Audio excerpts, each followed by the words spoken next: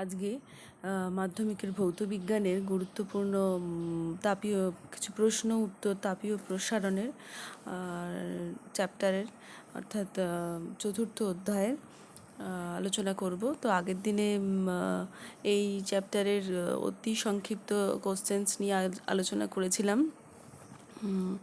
যারা দেখোনি তারা চ্যানেলটা সাবস্ক্রাইব করে নেবে, নিলে প্রত্যেকটা দিনের কোশ্চেন আনসার দেখতে পেয়ে যাবে। তো আজকে কিছু বড় কোশ্চেন্স নিয়ে আলোচনা করব।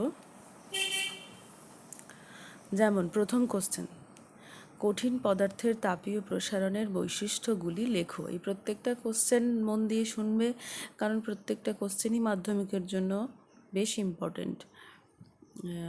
তো প্রথম কোশ্চেন হলো কঠিন পদার্থের তাপীয় প্রসারণের বৈশিষ্ট্যগুলো লেখো। কঠিন পদার্থের তাপীয় প্রসারণের বৈশিষ্ট্যগুলো হলো, প্রথমত নাম্বার 1, কঠিন পদার্থের তাপীয় প্রসারণ হয় সমস্ত দিকে, অর্থাৎ ত্রিমাত্রিক, অর্থাৎ 3 দিকেই হয়, অর্থাৎ সমস্ত দিকে। ত্রিমাত্রিক মানে কি? তার দৈর্ঘ্য, প্রস্থ এবং উচ্চতা, যাকে আমরা বলি বেদ, এই 3টে দিকেই তার প্রসারণ ঘটে, তাই এর প্রসারণকে বলা হয় ত্রিমাত্রিক প্রসারণ। নাম্বার 2, আন্তরাণবিক আকর্ষণ বল অত্যন্ত শক্তিশালী হয়। কঠিন পদার্থেরই অত্যন্ত শক্তিশালী হয়, আগের দিন এগুলো নিয়ে আলোচনা করা হয়েছিল। গ্যাসীয় পদার্থের সব থেকে কম হয়, অর্থাৎ বা নগণ্য হয়। তরল পদার্থের গ্যাসীয় পদার্থের থেকে বেশি হয়, এবং কঠিন পদার্থের অত্যন্ত বেশি হয়, অত্যন্ত শক্তিশালী হয়, এবং সেই কারণে এদের তাপীয় প্রসারণ গ্যাসীয় বা তরল পদার্থের থেকে অনেকটা কম হয়। নেক্সট, তাপের সুপরিবাহী বস্তুগুলোর ক্ষেত্রে, যেমন লোহা, তামা, এগুলো তাপের সুপরিবাহী বস্তু। তো তাপের সুপরিবাহী বস্তুগুলোর ক্ষেত্রে তাপীয় প্রসারণের মান কুপরিবাহী যে বস্তু, যেমন কাঁচ বা কাঠ, এরকম কুপরিবাহী বস্তুগুলোর তাপীয় প্রসারণ অনেক কম হয়, অর্থাৎ তাপের সুপরিবাহী পদার্থগুলোর প্রসারণ অনেক বেশি হবে, এটাই স্বাভাবিক। নাম্বার 4, কঠিনের উপাদানের উপরে নির্ভরশীল, অর্থাৎ তাপীয় প্রসারণটা, কঠিনের তাপীয় প্রসারণটা, এটাও আগের দিনে আলোচনা করা হয়েছিল যে কঠিনের উপাদানের উপর নির্ভরশীল, এবং কঠিনের উপাদানের সঙ্গে সমানুপাতে প্রাথমিক যে দৈর্ঘ্য বা প্রাথমিক প্রস্থ, প্রাথমিক উচ্চতার সঙ্গে সমানুপাতে প্রসারণটা হয়, এবং তার উপাদান যেমন থাকবে একটা কঠিন পদার্থের, সেই রকম অনুযায়ী তার প্রসারণ ঘটবে।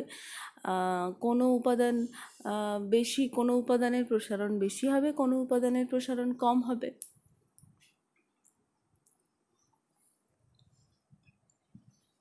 নাম্বার 2, কঠিনের ক্ষেত্র প্রসারণ গুণাঙ্কের সংজ্ঞা দাও।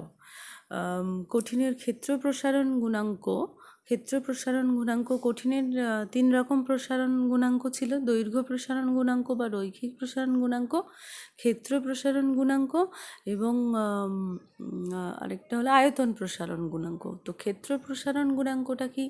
একক ক্ষেত্রফল বিশিষ্ট কোনো ধাতব পাতের উষ্ণতা 1 ডিগ্রি বৃদ্ধি করলে পাত্রের যে পরিমাণ ক্ষেত্র প্রসারণ হয় তাকে ওই পদার্থের ক্ষেত্র প্রসারণ গুণাঙ্ক বলে। একক ক্ষেত্রফল বিশিষ্ট কোনো একটা ধাতব পদার্থকে বা কোনো ধাতব পাতের উষ্ণতা একক পরিমাণ বৃদ্ধি করা হলো বা 1 ডিগ্রি বৃদ্ধি করা হলে তার যে পরিমাণ ক্ষেত্র প্রসারিত হয়, অর্থাৎ দৈর্ঘ্য প্রস্থ মিলে হয় ক্ষেত্র, সেটাই হলো ক্ষেত্র প্রসারণ গুণাঙ্ক। তো এই ক্ষেত্র প্রসারণ গুণাঙ্ককে আমরা কি দিয়ে চিহ্নিত করি? বিটা দিয়ে চিহ্নিত করি। বিটাটা দেখতে যেমন লিখেছি এরকম হয়। আর দৈর্ঘ্য বা রৈখিক প্রসারণকে আলফা দিয়ে চিহ্নিত করি, আর আয়তন প্রসারণ গুণাঙ্ককে গামা দিয়ে চিহ্নিত করা হয়। নাম্বার 3, ক্ষেত্র প্রসারণ গুণাঙ্কের মাত্রীয় সংকেত নির্ণয় করো। ক্ষেত্র প্রসারণ গুণাঙ্ক পড়লাম, তার মাত্রীয় সংকেত কি হবে? তার এককটা কি? এককটা আমরা জানি, দৈর্ঘ্য প্রসারণ গুণাঙ্ক, ক্ষেত্র প্রসারণ গুণাঙ্ক, আয়তন প্রসারণ গুণাঙ্ক, প্রত্যেকটারই একক কি? একই, যে এরা ক্ষেত্রফল বা দৈর্ঘ্য বা আয়তন কোনোটার ওপরই এককটা নির্ভর করে না, এককটা শুধুমাত্র উষ্ণতার ওপর নির্ভর করে। এবং এর ক্ষেত্র প্রসারণের মাত্রীয় সংকেত তাহলে কী হবে, এককটা ছিল কি তাহলে ডিগ্রি সেলসিয়াস ইনভার্স বা কেলভিন ইনভার্স বা ডিগ্রি ফারেনহাইট ইনভার্স। সেই রকম মাত্রীয় সংকেত যদি নির্ণয় করতে বলা থাকে তাহলে কী হবে যে সূত্র অনুযায়ী ওপরে থাকবে ক্ষেত্রফলের একক বাই নিচে থাকবে ক্ষেত্রফলের একক ইন্টু উষ্ণতার একক। তো ওপরে নিচে ক্ষেত্রফলের একক দুটোর একক কেটে যাবে, তাহলে শুধু থাকবে উষ্ণতাটা নিচে থাকবে। তো উষ্ণতাটা ওপরে চলে গেলে ইনভার্স হয়ে যাবে। তো উষ্ণতাটাকে যদি আমরা থিটা দিয়ে ডিনোট করি তাহলে কি হবে, থিটা ইনভার্স হবে। এবং এখানে ক্ষেত্রফলটাকে এল দিয়ে ডিনোট করা হয়েছে আর উষ্ণতাটাকে থিটা দিয়ে ডিনোট করা হয়েছে। তাহলে থিটাটা ক্ষেত্রফলটাকে এ দিয়েও ডিনোট করা যায়, এল দিয়ে যেটা দিয়ে ডিনোট করা হবে সেটা লিখে দিতে হবে পাশে। আর থিটা দিয়ে ডিনোট করা হয়েছে তো উষ্ণতাটা, তো থিটা ইনভার্স হলো তার ক্ষেত্র প্রসারণ গুণাঙ্কের মাত্রা।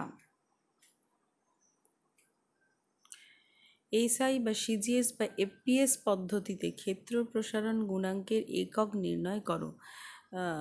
এগুলো আগেই আলোচনা করা হয়েছে অনেকবার, তবুও বলে দিচ্ছি। বিটা এর একক হলো এসআই পদ্ধতিতে কেলভিন ইনভার্স, সিজিএস পদ্ধতিতে ডিগ্রি সেলসিয়াস ইনভার্স, এফপিএস পদ্ধতিতে ডিগ্রি ফারেনহাইট ইনভার্স। দ্বিধাতব পাত এর কয়েকটি ব্যবহার লেখো।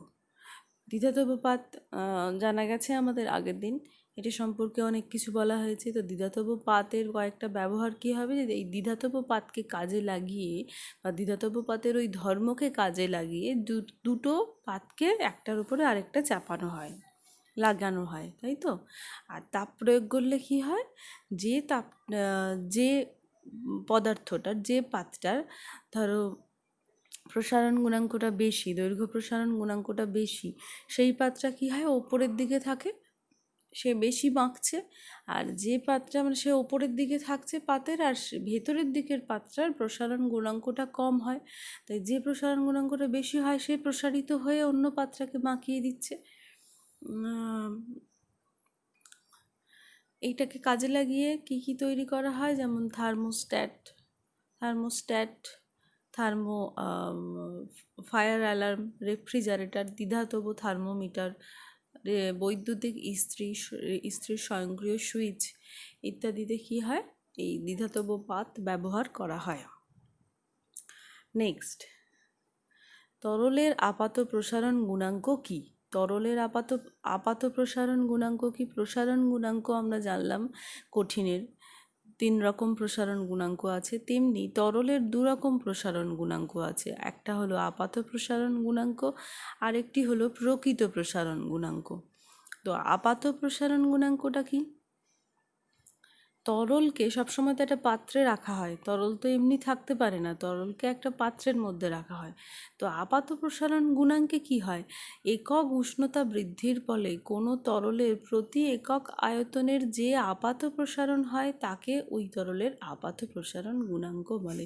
আপাত দৃষ্টিতে যে প্রসারণটা আমরা দেখতে পাই বা আমরা মেজার করতে পারি সেটা হলো তার আপাত প্রসারণ গুণাঙ্ক। কিন্তু পরের কোশ্চেন আসি, দিয়ে আমি বলছি পুরোটা। নেক্সট কোশ্চেন হলো, তরলের প্রকৃত প্রসারণ গুণাঙ্ক ও আপাত প্রসারণ গুণাঙ্কের মধ্যে কোনটি তরলের নিজস্ব ধর্ম ও কেন?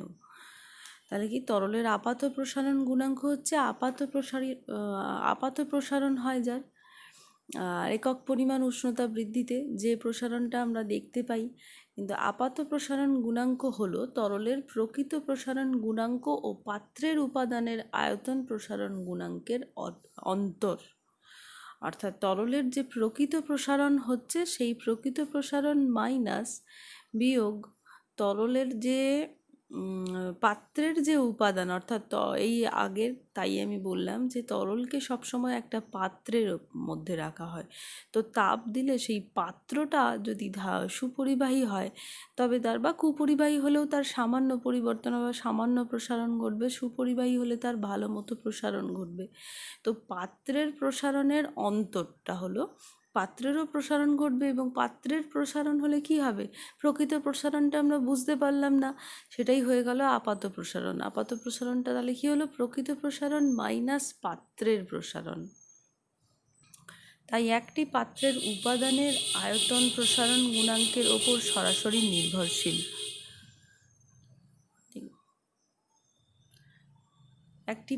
তাই একটি পাত্রের উপাদান এর আয়তন প্রসারণ গুণাঙ্কের উপরে, মানে আপাত প্রসারণ গুণাঙ্কে একটি পাত্রের আয়তন তার আপাত প্রসারণ গুণাঙ্কের উপরে সরাসরি নির্ভরশীল। কিন্তু তাহলে কি হবে, তো পাত্রের যদি উপাদান নির্ভরশীল হয়, তাহলে পাত্র ভেদে একই যদি তরল রাখি, যে কোনো তরল যদি জলই রাখি, একই তরলের পাত্র ভেদে পরিবর্তন, অর্থাৎ প্রসারণ গুণাঙ্কের মান পরিবর্তিত হতে থাকবে। কিন্তু প্রকৃত প্রসারণ গুণাঙ্ক তরলের নিজস্ব বৈশিষ্ট্য। প্রকৃত প্রসারণ গুণাঙ্কটা হলো শুধুমাত্র তরলটারই যে প্রসারণ ঘটবে, তার সঙ্গে পাত্রের উপাদানের বা পাত্রের প্রসারণের কোনো সম্পর্ক থাকবে না। তাই যে পাত্রে রাখা হোক না কেন, তরলের প্রকৃত প্রসারণ গুণাঙ্কের মানটা সর্বদা থাকবে নির্দিষ্ট। সেটাই হলো তার প্রকৃত প্রসারণ গুণাঙ্ক। যে প্রসারণ গুণাঙ্কের মানটা একটা তরলের ক্ষেত্রে নির্দিষ্ট থাকবে, সেটা আপাত প্রসারণ গুণাঙ্কের সঙ্গে তার সম্পর্ক থাকবে না। অর্থাৎ আপাত প্রসারণ গুণাঙ্কটাই তরলের প্রসারণ গুণাঙ্ক নয়। তরলের নিজস্ব ধর্ম বা প্রকৃত নিজস্ব ধর্ম হলো এটাই যে তরলের প্রকৃত প্রসারণ গুণাঙ্কটা, বোঝা গেছে? প্রকৃত প্রসারণ গুণাঙ্কটাই নির্দিষ্ট উষ্ণতাতে ধ্রুবক থাকে, তো সেটাই হলো তার নিজস্ব ধর্ম। কোশ্চেন নাম্বার 8, তরলের আপাত ও প্রকৃত প্রসারণ গুণাঙ্কের মধ্যে সম্পর্ক কি? আপাত প্রসারণ গুণাঙ্ককে যদি আমরা আপাত অর্থাৎ অ্যাপ্রক্সিমেট আর কি, এটাকে যদি আমরা গামা এ দিয়ে ডিনোট করি, প্রকৃত প্রসারণ গুণাঙ্ক অর্থাৎ রিয়েল এক্সপানশনটাকে যদি রিয়েল বলে আমরা যদি গামা আর দিয়ে ডিনোট করি, তাহলে গামা আর সমান কী হবে, গামা এ প্লাস গামা ভি, যেখানে গামা ভি হলো পাত্রের আয়তন প্রসারণ গুণাঙ্ক। তাহলে সেটাই আমরা আগে দেখলাম যে রিয়ালটা তাহলে কি হলো, প্রকৃত প্রসারণ গুণাঙ্কটা কি হবে, আপাত প্রসারণ গুণাঙ্ক প্লাস তার পাত্রের প্রসারণ গুণাঙ্ক, এটা মিলে হলো প্রকৃত প্রসারণ গুণাঙ্ক। তো প্রকৃত প্রসারণ গুণাঙ্ক স্বাভাবিকভাবে হবে কি, তরলের আপাত প্রসারণ গুণাঙ্কের থেকে বেশি হবে। বোঝা গেল? নেক্সট, পিতলের দৈর্ঘ্য প্রসারণ গুণাঙ্ক 2 × 10⁻⁻5 কেলভিন ইনভার্স বা ডিগ্রি সেলসিয়াস ইনভার্স বলতে কি বোঝায়? 1 মিটার দীর্ঘ একটি পিতলের দণ্ডের উষ্ণতা 1 কেলভিন বা 1 ডিগ্রি সেলসিয়াস বৃদ্ধি বা হ্রাস করা হলে দণ্ডের দৈর্ঘ্য প্রসারণ বা সংকোচনের পরিমাণ হবে 2 × 10⁻⁻5 মিটার। 1 মিটার একটা দীর্ঘ পিতলের কোনো দণ্ডের উষ্ণতা যদি একক পরিমাণ অর্থাৎ 1 কেলভিন বা 1 ডিগ্রি সেলসিয়াস যদি বৃদ্ধি করা হয় বা হ্রাস করা হয়, তাহলে দণ্ডের প্রসারণ বা দণ্ডের সংকোচনের পরিমাণটা কত হবে, 2 × 10⁻, মানে সেটা পিতলের দণ্ডের হবে, মানটা হবে 2 × 10⁻⁻5 মিটার। এটাই হলো পিতলের দৈর্ঘ্য প্রসারণ গুণাঙ্ক 2 × 10⁻⁻5 কেলভিন ইনভার্স বা ডিগ্রি সেলসিয়াস ইনভার্স বলতে বোঝায়। তো এই কোশ্চেনগুলো আপাতত আছে। তো এছাড়াও আরও অনেক কোশ্চেন হতে পারে যেগুলো একটু বড় সাধারণ কোশ্চেনের, রেল লাইনের পাতের জোড়ার মুখে ফাঁক থাকে কেন, তারপর গরুর গাড়িতে লোহার বের পরানো হয় কেন, জলের ব্যতিক্রান্ত প্রসারণ কি, এরকম আরও অনেক ছোটো ছোটো। আগের দিন একটা কোশ্চেন নিয়ে আলোচনা করেছিলাম যে কাঁচের পাত্রে, সেটা ছিল যে ওই আচ্ছা বলছি, এছাড়াও অনেক কোশ্চেন আছে যেগুলো নিয়ে যেগুলো পড়তে হবে, যেগুলো আছে, এবং এই যে পুরো গ্লাসের যে গরম জল ঢাললে অনেক সময় গ্লাসটা ফেটে যায় কেন, এই সবই প্রসারণের জন্য। এগুলো পরে নিতে হয়। কাচের পাত্রে মানে কাচের কোনো পাত্রে প্ল্যাটিনাম তার দিয়ে সিল করা হয় কেন কাচে, আগের দিন এটা নিয়ে আলোচনা করেছিলাম। এছাড়া এই ধরনের এই প্রসারণ সংকোচন, এই দোলক ঘড়ি, এটাও আগের দিন আলোচনা করেছিলাম। দোলক ঘড়ি শীতকালে ফাস্ট যায় আর গ্রীষ্মকালে স্লো যায়, এগুলো কেন হয়? এগুলো গরম জল বা স্টিমবাহী পাইপে নির্দিষ্ট দূরত্ব অন্তর বৃত্তাকার বাঁক থাকে কেন, এগুলো এরকম ধরনের কোশ্চেনগুলো পড়ে রাখলে ভালো। এগুলো এই চ্যাপ্টারের জ্ঞান সম্পর্কে জ্ঞানটা বাড়াবে। তো এগুলো প্রত্যেকটাই এর জন্য ইম্পর্ট্যান্ট, মাধ্যমিকের জন্য ইম্পর্ট্যান্ট। আর এর আগে শর্ট কোশ্চেনগুলোও পড়ে নেবে। যদি না পাও তাহলে সাবস্ক্রাইব করবে চ্যানেলটা, দিলে পেয়ে যাবে। ঠিক আছে, সবাই ভালো থাকবে।